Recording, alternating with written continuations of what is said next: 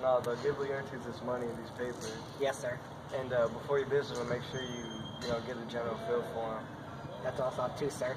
Yeah, just kind of, figure out his reputation in Paris, who he's hanging out with, who his friends are, where they live, how much money they have, just little stuff like that. And figure it out by asking, like little questions. Be like, oh, I'm a friend of his father. I sort of know him, not really, and just get him to kind of talk that way. Very well, sir. Alright. Know him, but not that well, isn't he the Laertes who parties a lot, and isn't he the Laertes that does this and that, whatever story he's going to make up, just nothing too bad, average young guy stuff. Like gambling, sir? Yeah, gambling, swearing, fighting, whorehouses, things like that. But that ruins his reputation. Not if you ask it right, you just kind of got to make it seem like he's a free spirit who went a little too far. But, sir. Hold on, wait. You want to know how I'm doing it? Well, here's what I was thinking.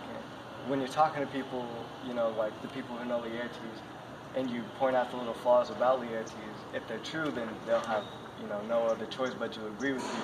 And when they do, the conversation will continue, and you'll just try to, figure out what you can about Laertes. Yes, sir. Alright. Yeah. What was I about to say?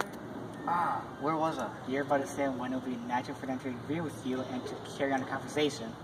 Oh, yeah. So when you're bringing up these little things, they'll be like, oh, yeah, I know who you're talking about. I saw him.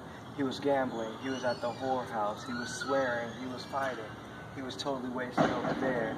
And they'll kind of, tell you in your little lies to bring out the truth, and that's how you figure out, what he's been up to in Paris, what he's been doing, things like that. Do you get me? Yes, sir. All right, God bless you. Have a safe trip. Thank you, sir. Oh, and don't forget, don't believe in rumors. Make sure you hear for yourself. I will, sir. All right, I hope you're studying music like he's supposed to be. Bye, sir. All right.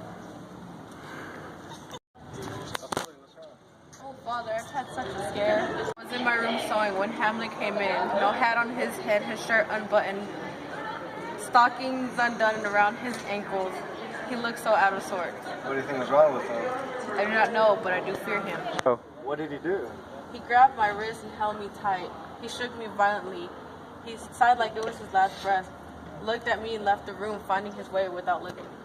King, he's definitely crazy in love with you. Love is such a violent emotion. Did you say anything to hurt him?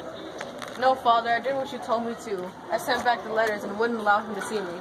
Yeah, I should have paid more attention to the type of person he was. I thought he was just playing with your emotions. Us old people always think you young kids are up to something. We gotta go tell the king. If we keep this a secret, it'll be bad for the kingdom.